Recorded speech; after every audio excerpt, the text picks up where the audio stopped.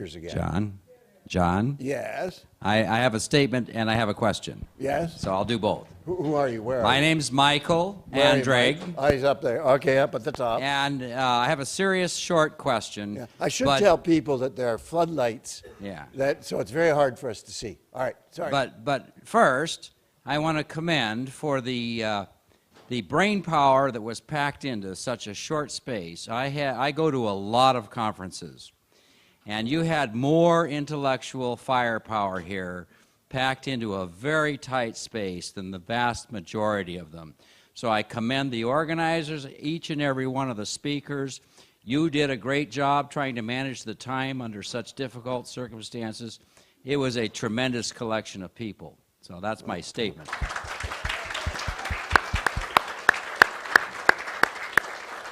Mike, thank you very much, and I'll pass that on to Joe. Okay.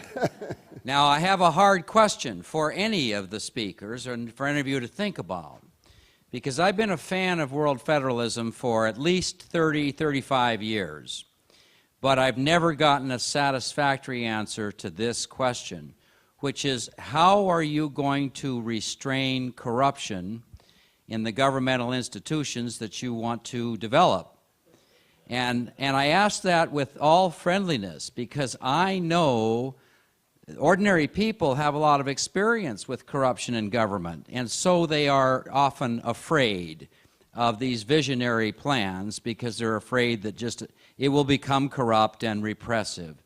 So my question is, how do you intend to restrain corruption in these institutions that you would like us to develop? All right. Well, Bill Pace, where are you? I'll tell you I think the answer to that is that we'll take it under advisement. And because it is a good question, and it's something. All right. Can I? Joe wants to say something there. No, wait for the microphone. Hang on, Joe. I'm coming. There have been very few governments at any level that have been totally free from corruption. Nevertheless, I think one of the proposals that has been made repeatedly is to have a system of ombudsmen to hear complaints about corruption and to make reports about it. And it could be commissions of that would check on accountability and so forth. So in other words, you have to build in the response mechanisms in the anticipation that corruption might actually occur. Can I can. We have a number of initiatives. Our council chair, Fernando Iglesias, is leading an initiative to create a Latin American or a South American regional court on corruption. Specifically, it's in its third or fourth year now of development with meetings in a number of countries in South America. UNISOR, the South American regional organization that is developing, has agreed to establish such a court. The African Union has created a new African courts system in which issues of corruption and privacy, etc., are parts of the jurisdiction. So there is, especially at the regional level, a lot of discussion and plans on this. Now, at the end of the day, a la just the last comment Joe made, heads of governments and ministers who are parts of corrupt systems, and of course intelligence agencies who deal with drug traffickers and who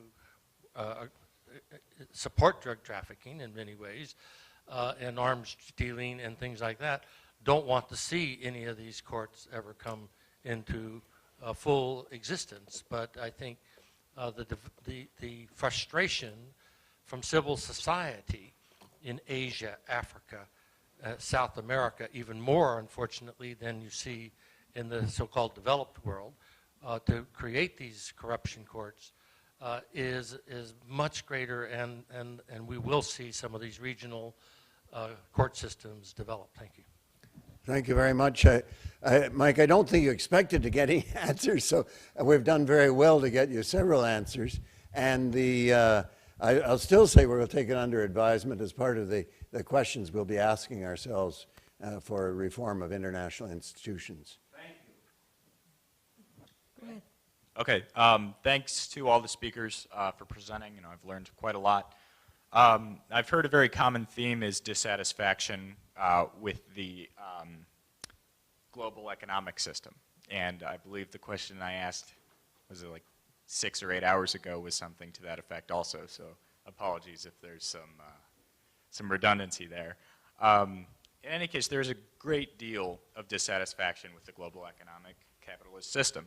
I think Professor Andy Knight gave a great response in that we want a system that encourages innovation and entrepreneurship while at the same time fosters communities and builds social connections between individuals. I suppose I have 2 questions here. One, what changes would you like to see specifically in the global economic system? And second, I know in Cleveland and in my own native St. Louis, we've had a degree of success with economic cooperatives, workers' cooperatives that are democratically owned, environmentally friendly, and have in many cases provided relief to marginalized communities in those cities. So once again, I reiterate, what changes would you like to see in the global economic system, and do these cooperative economic movements present a real solution to some of those problems? Thank you. Thank you very much. I think Mark's answered your first question. And, but does any one of the speakers wish to tackle economics? Yes, over on the right there. Michael? Yeah, I proposed one thing in the environmental and social responsibility amendment, namely that larger corporations cannot continue to operate beyond their first 5 years without proving to a jury of ordinary citizens that they have a satisfactory environmental and social responsibility record. So that is not overthrowing capitalism, but it is what Andre Gors called a non-reformist reform. It is a transfer of power from the corporate economy to ordinary citizens, and it provides a significant step towards saying that the free marketplace must be environmentally and socially responsible. Now that element can, if that were to be implemented, then the values behind that, if you read the ESRA online, you'll see that we specify the kinds of issues that the jury has to consider when evaluating a corporation. That could be a major step towards restraining the materialism and selfishness, the corruption, et cetera, that is endemic to the capitalist marketplace as it currently exists. Thank you. Any other potential suggestions with regard to the economy? I think you should know that it's certainly on the agenda very, very much. And a lot of people think that the problem is that the capitalist system has to be saved from itself. And that's where the solutions are, that in fact we've run away from true capitalism and some of the basic elements of it. So that this is, as I say, it's certainly on the agenda, and thank you for that question. Could I compliment that for a second? Yes. 2 things. One, on the first question, I forgot to mention, Transparency International is also drafting a convention on the corruption issue. So there's a lot happening.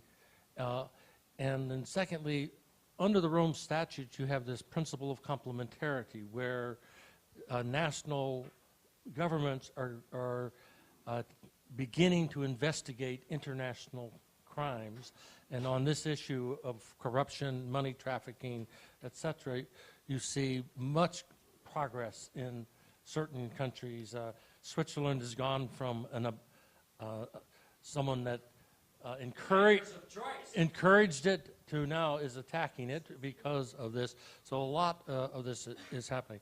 On the global economic, I think, again, the WFM would very much like to see something like a global security and exchange machinery, so that the kind of unacceptable practices in terms of finance practices are submitted to some kind of international regulation. I think this will have to emerge when we finally succeed in getting some kind of global levies, somewhat along the lines, I think, that Joe has talked about in his chapter, but global levies for multilateralism funding on financial transactions. There will have to be some way of administering that, and that this, I think, also will assist in addressing some of the most egregious dangers and misbehaviors of the system now.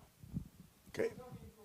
Professor Robert Reich has written a book called Saving Capitalism from Itself. It's exactly what you talked about, Mr.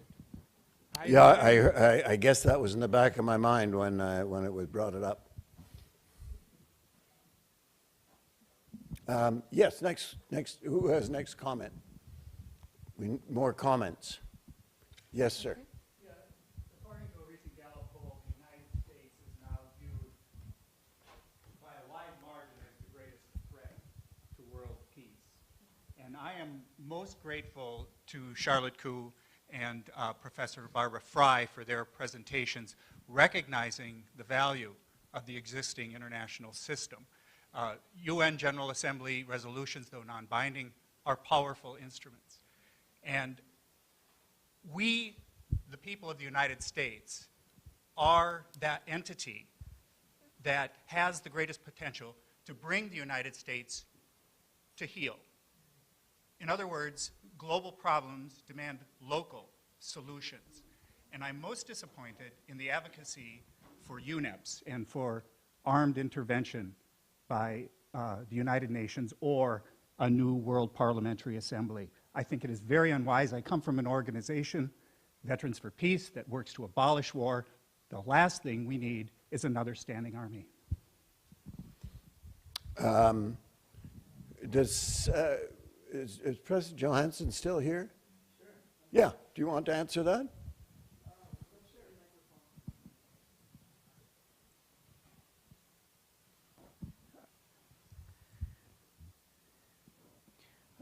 What I was proposing was not another standing army. I'm proposing a more effective way to try to enforce law. Now, what I propose may not be perfect, and I'm sure it's not the last answer or the final picture of how it ought to be done. But we need to make a distinction, I think, between military combat and addressing crime or those accused of crime. I can't imagine any society that doesn't have to use law to try to prevent criminal action from occurring. And now and then that will require coercion. That is, people will have to be apprehended, they'll have to be put on trial, and if convicted, they will have to be restrained from further illegal action. That's what I'm proposing in this UN Emergency Peace Service. It's not to be a standing army that engages in conventional military combat, although I recognize any UN agency or any agency on earth can be subject to abuse, and it needs checks and balances and needs overseers. It's why I also recommend that an ombudsman always be present, always be active in any UN intervention. So I think it's a misunderstanding to attribute to the United Nations Emergency Peace Service, at least, to try to label that as if it's another standing army. It wouldn't be that. It's more of an effort to enforce law using relatively moderate means. At least that would be the desirable application of that idea.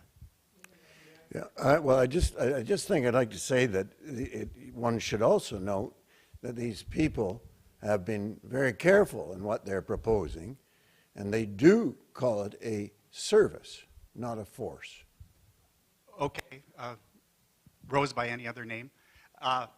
The proposal for 15,000 member UNEPs, ideally 30,000, 15,000 minimum, ideally 30,000, will do nothing to check the world's most powerful nations, who are sometimes the worst actors, the most egregious actors, and will be just another enforcement mechanism against the weaker states, which already are brought to heel by one method or another. Ideally, that's by collective action, less ideally by the actions of an adversary nation.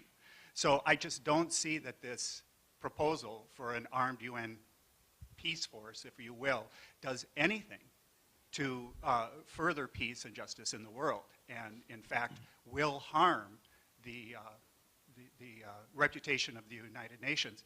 And I would ask Professor Johansson, if I can, what tools exactly would be at the disposal of this UNEP's force? Would it be handguns, automatic weapons, armored vehicles, armed drones? What are appropriate policing tools?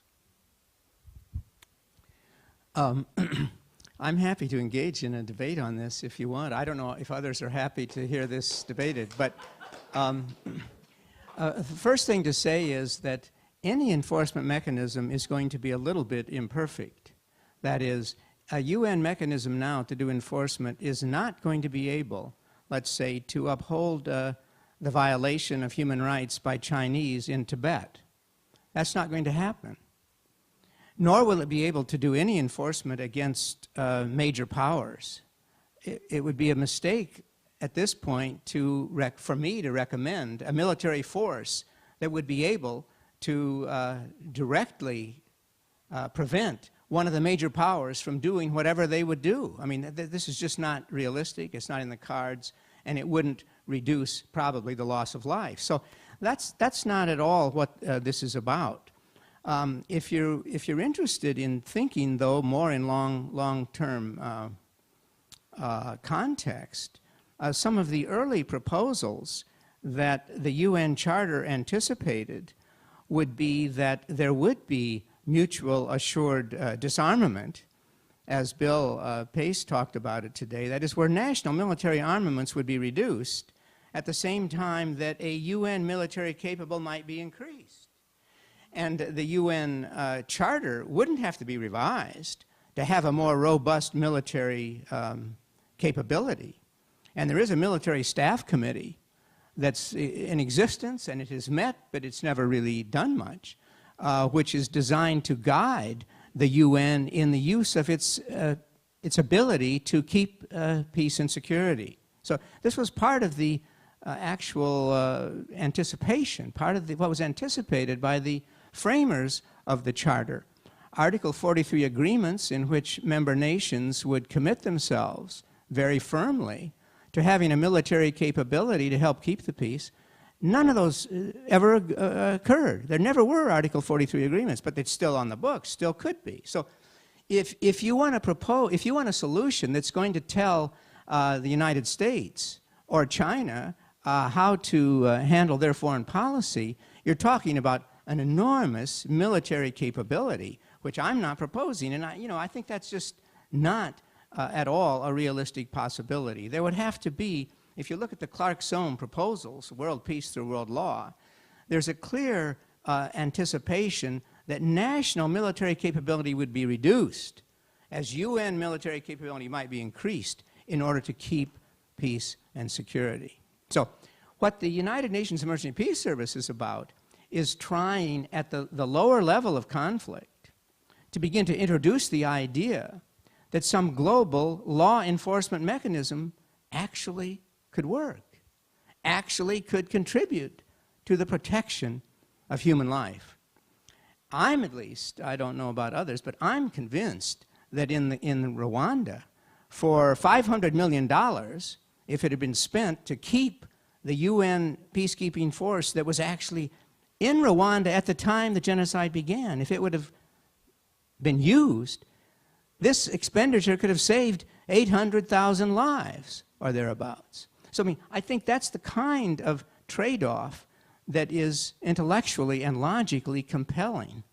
So it's that kind of protection of human life within a carefully constrained legal framework of deployment and of military activity that would make sense. And I did try to articulate the conditions under which deployment ought to be made. They're very strict conditions that would always ensure that the benefits would outweigh the costs. Okay. Now, if you think those guidelines couldn't be followed, or if you think there'd be nobody responsible and conscientious enough to try to implement them, of course there's no way to solve the problem. But you're still not going to solve the problem by not having a UN Emergency Peace Service. It's going to exist, and human lives are going to be lost in an even greater degree. Thank you very much. I think that we've had a very good discussion on this subject. We should let other people participate. But the point of having this thing was to allow people to bring up points like you have. And I want to just say one thing. You mentioned the United States. And as a non-American, I just wanted to say that I've always been very fascinated that everyone is always condemning the United States for one thing or another over the years, no matter what the government is. And yet, it seems to me as I watch what goes on in the world, every time there's a problem, people look to the United States for leadership. And I don't see that leadership coming from anyone else. And I think in part this is because American citizens have some voice and have some influence. But the main thing is that whether we think it's the best thing or not in the world, it's the United States that picks up the issues first, usually. And so I think the rest of us outside should be grateful at least for that. So the other points of view.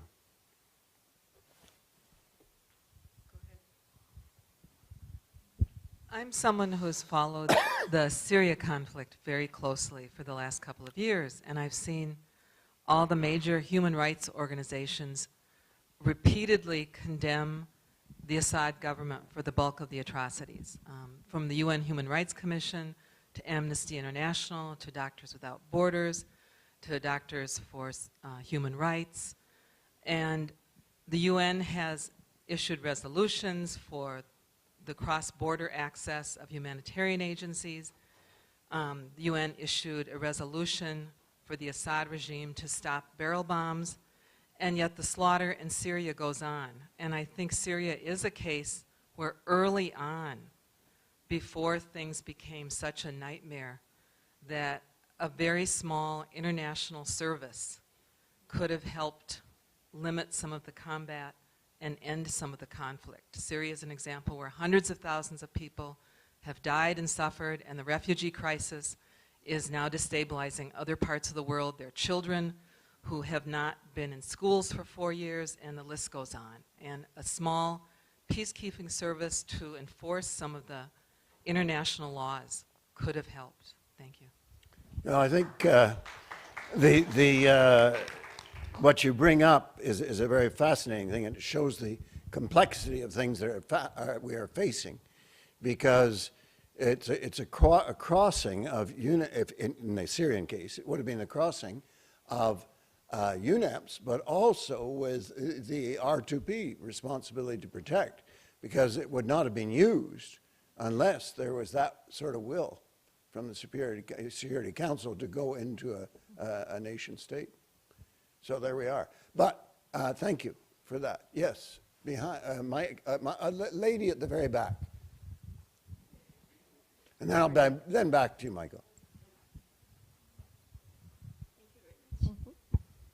So I have a comment and question, which actually is following up my earlier question for Ms. French, and it's actually about the subnational kind of governance and how that might work under current UN framework. So I have been a research fellow affiliated with the International Social Science Council, which is an organization established under UNESCO, and I'm working on sustainable urbanization issues. And over the past couple of years, what I observed in those kind of lots of meetings and agendas is that cities and lots of subnational regions try to stand up and try to reorganize the agenda which against the national politics. So there's actually one thing is that a lot of city leaders nowadays are frustrated by the national politics, which is still dominant in a lot of inside the UN governance system. But on the other hand, while we also see, when we see actually a lot of kind of powerful city leaders try to take over certain kind of governance roles, you also see a lot of cities which are much disadvantaged in these processes. So even we go up to, we go until kind of go below to the subnational level, you still see the power inequality among different cities. So my comments and question would be, what kind of new framework, or are there any possible mechanisms we can help subnational level kind of units or subnational governments to also participate in the global governance in an equal way? Well, I'm not sure that they'll get to participate in an equal way, but I think what you have said and what we have seen is that subnational levels of government don't need to ask for permission. They just need to do it. And I certainly know in my country, in Canada, that where the federal government, that is going out of power next week, has kept saying that we've been very, very successful in Canada in lowering the emissions. And there's some sort of truth in that, but the whole truth is that it had nothing to do with the federal government at all. It was all done by the provinces and the cities. John, can I Yes, add something real quick? And I didn't hear all of Andreas's presentation this morning, but in our movement also there is those who, if there is a UN parliamentary dimension or assembly, that, well, first, we believe that now regional parliamentary bodies should be represented in coming up with a global plan. But I think there's many of us that feel like local authorities, that is mayors, et cetera, should be involved in the consultative process to come up with a parliamentary assembly. And perhaps they will find a way in which local authorities would be built into it, and it wouldn't just be a representation of national government representation. There's a creative response. Question here? Yes? My name is David Whitman. And so one thing I've noticed through a couple of these things, but I will kind of speak from the perspective of the global force or the UN service that was speaking, in that when my studies of history, while very superficial, I've noticed that certain things that need political momentum have to consume resources, whether it be real physical resources or just actually political will in terms of like some nationalistic base. There has to be some belief in the idea. And some of the things that I feel like I've heard brought up here today, I feel like would, you know, seem very simple, but with the complexities of multiple cultures and states, would become very complicated and draw into, I'm going to use the word conflict, but it could be many different things that don't necessarily mean conflict. It could be a peacekeeping mission that is responding to a natural disaster, but could start to draw resources, both physical and political, to try to address that. Now, without it being grounded in any specific physical area on the globe, what capacity would there be developed to make sure that the fervor, if for lack of a better word, would be able to be maintained to keep the legitimacy of this group past any enduring issue that would be very large scale? Well, Robert can correct me, but when we did UNEPs, we did it on the basis because of this type of a question, I think, if I understood it correctly, that it would be first in, first out.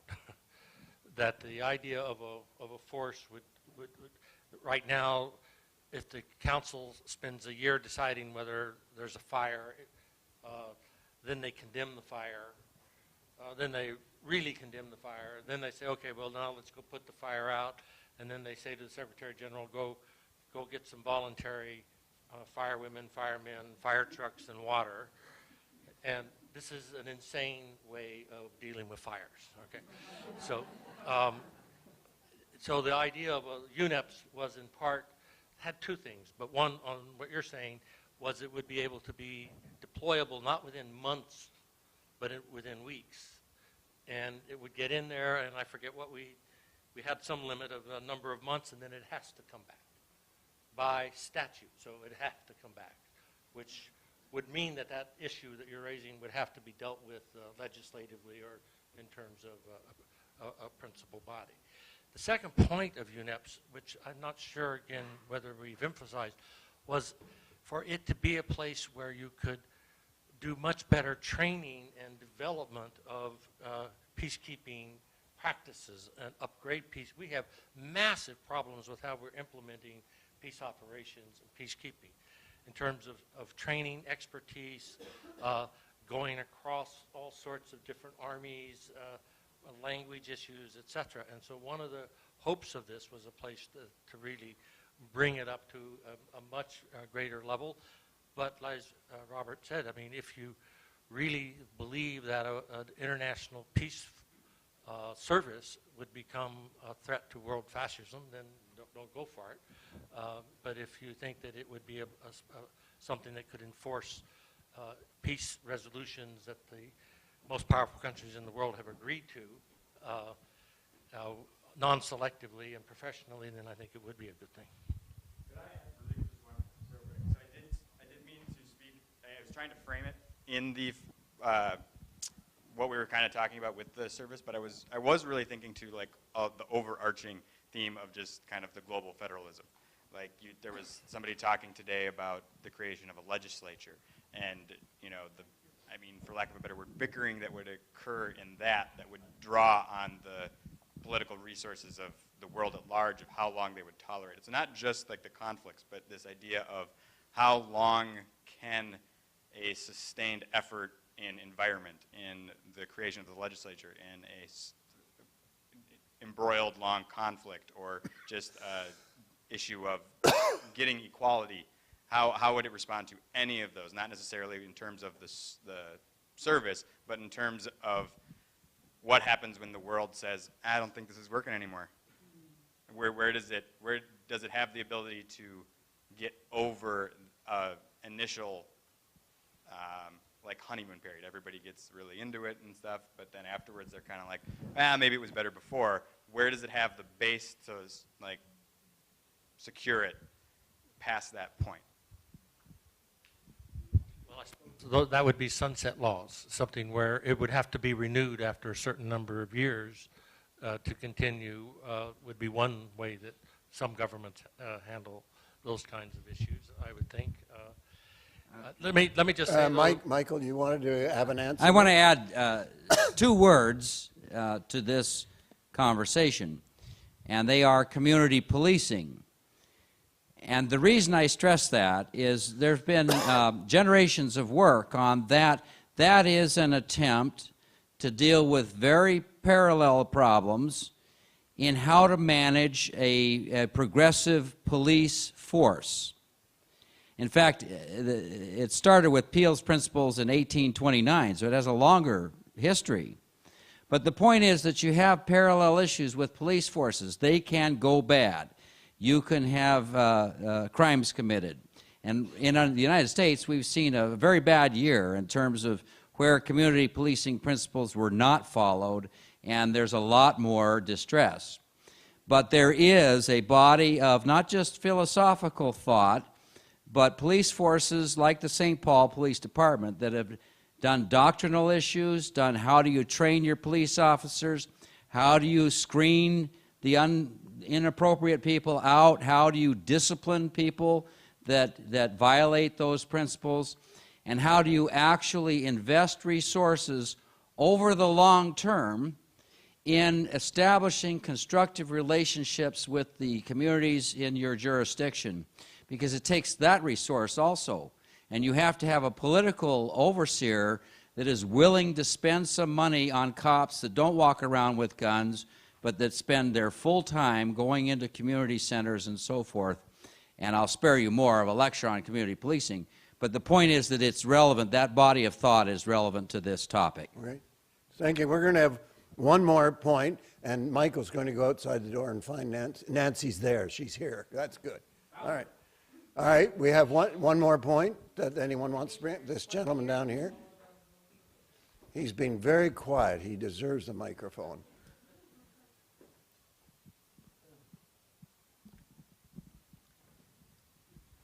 In one of our meetings in the Southeast Minnesota Alliance of Peacemakers, we were discussing the need for democratizing the United Nations. And one of the members says, well, we should take more responsibility for democratizing the United States. And I'm going to suggest here that one of the responsibilities we ought to take more seriously in this coming presidential election is who's going to open up our U.S. Process to allow democracy to develop in the United States better. Thank you. I think that's a good closing comment.